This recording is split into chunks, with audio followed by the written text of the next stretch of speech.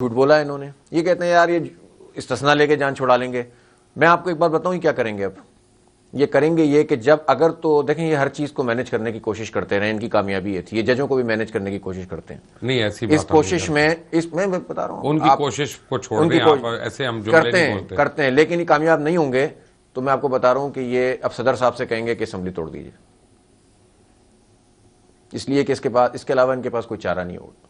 اور یہ چاہیں گے کہ اب اس طرح یہ کیس کیا اس میں دیگر جماعتیں آپ کا ساتھ دیں گی؟ نہیں, ہم نہیں کہیں گے, نواز شریف خود کہیں گے جب یہ بالکل پھنس جائیں. اب ان کے سارے فوجی آ گئے ہیں نا, جو ان کے وزیر ہیں, مشیر ہیں, یہ سب آ گئے ہیں نا. مجھے یہ بتائیں کہ اگر وہ الیکشنز میں جاتے ہیں, گوشوارے جمع کراتے ہیں, تو پھر وہ 62 اور 63 پہ چیلنج ہو جائیں گے, تو ان کو کیا فائدہ؟ اصل میں دیکھیے اب ہو سکتا ہے کہ پھر یہ خود سب پرسنلی خود سامنے نہیں آئیں گے, ٹھیک ہے نا. جو آگے کی ان کی اسٹریٹجی ہو سکتی ہے, دیکھیں پھنس گئے. پھنسنے کے بعد ان کے پاس کیا راستہ ہے؟ ان کے پاس اب راستہ یہی بچتا ہے, جو میں کم از کم ایک پریڈکٹ کر رہا ہوں کہ ان سے کہ باقی چیزیں مینیج اگر نہیں کر پائیں گے تو پھر یہ کہیں گے کہ جان چھوڑاؤ. اس طرح ہو سکتا ہے کیس بھی ختم ہو جائے گا, میں وزیر اعظم رہوں گا نہیں تو وزیر اعظم کی نااہلی کیا ہوگی.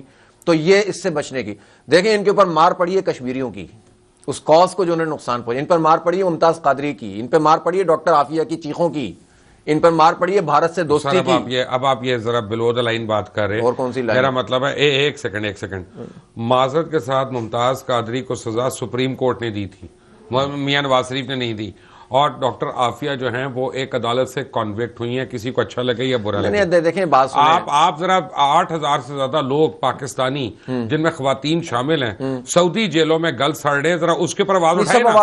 اس کے اوپر تو آپ ریلی نہیں کریں گے. نہیں سمجھ میں آتا کہ بالکل بھی نہیں کریں گے, کیونکہ ڈاکٹر عافیہ کا حوالہ چونکہ امریکیوں کا حوالہ ہے تو اس پر ایک دم سے ریئیکشن کیوں آتا ہے. میں آپ کو یہ کریکٹ کروں کہ سعودیہ پہ ڈاکٹر عافیہ ایک سمبولک حیثیت رکھتی ہے. مشرف نے بیچا تھا, اس کی بولی لگائی تھی, اور یہ اس نے آگے آنسو بہائے تھے اس کی ماں کے پاس جا کے کہ میری بیٹی ہے, میں لے کر آؤں گا. اس لیے کہہ رہا ہوں, میں اس لیے کہہ رہا ہوں. اس نے کہا میری امی میری بیٹی ہے, میں لے کے آؤں گا. آنسوؤں سے رو رہا تھا.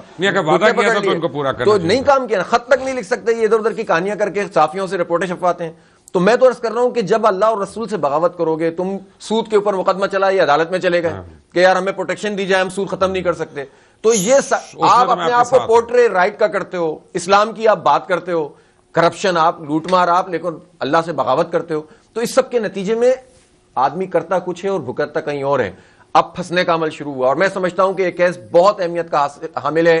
آج نواز شریف صاحب اگر صحیح طریقے سے ان کا ٹرائل ہو جائے اور وہ کنوکٹ ہو جائیں صحیح طریقے سے, تو یہ کرپشن کو بند کرنے کا ایک راستہ بنے گا. اور واقعتاً پھر جس طرح آپ کہتے ہیں سراج الحق ٹائپ کے لوگوں کے آنے کے امکانات بڑھیں گے. ورنہ تو عمومی مزاج یہ ہے کہ جو کرپشن کے خلاف بول رہے ہوتے ہیں ان کا بھی پتہ نہیں ہوتا دایاں کون ہے بایاں کون ہے. اس لیے جنون اگر لیڈرشپ آپ کو چاہیے تو اس کے لیے یہ کیس بہت اہمیت کا حامل ہے, اور اس میں ان کو اگر یہ ثابت نہیں کر سکیں گے, اور یقین ہے کہ نہیں کر سکیں گے, ان کو سزا ہونی چاہیے.